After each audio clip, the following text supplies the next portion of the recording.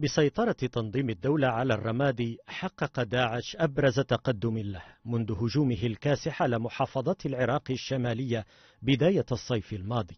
باتت الرمادي ثاني مركز محافظة في قبضة تنظيم الدولة بعد الموصل مركز محافظة نينوى، وينتشر مقاتلو التنظيم على أطراف الفلوجة ومدن أخرى بمحافظة الأنبار المرتبطة مع سوريا بحدود طويلة في الصحراء.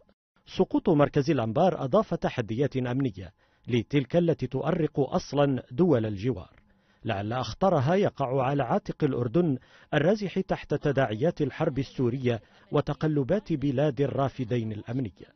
جاء السقوط المدوي ليفاقم حرج حكومة حيدر العبادي ومعها الولايات المتحدة، فضلا عن أنه أثار الشكوك بشأن نجاعة الاستراتيجية الأمريكية في تدريب قوات الجيش والشرطة. وتهاوت معنويات العراقيين أمام صور فرار وحدات الجيش تحت ضربات مقاتلي داعش في الرمادي، وعززت لدى كثيرين منهم شعورا بالمهانة والإحباط.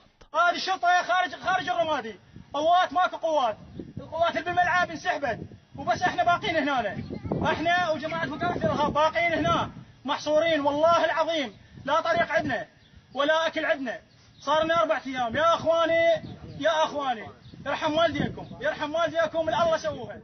كما يرى خبراء أن الأسلحة والذخيرة والمدرعات التي خلفها الجيش في مخازنه بالرمادي ستشكل حتما غنائم يستقوي بها تنظيم الدولة في معاركه.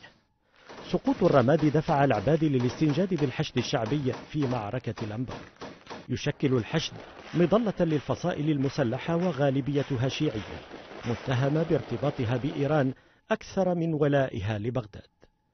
إرسال ميليشيات الحشد الشعبي إلى الأنبار قوبل في الماضي القريب باعتراض واشنطن وزعماء عشائر المحافظة خشية إشعال مواجهات طائفية بين السنة والشيعة، فما زالت في ذاكرة العراقيين السنة مشاهد جرائم ارتكبتها ميليشيات الحشد في ديالى وتكريت.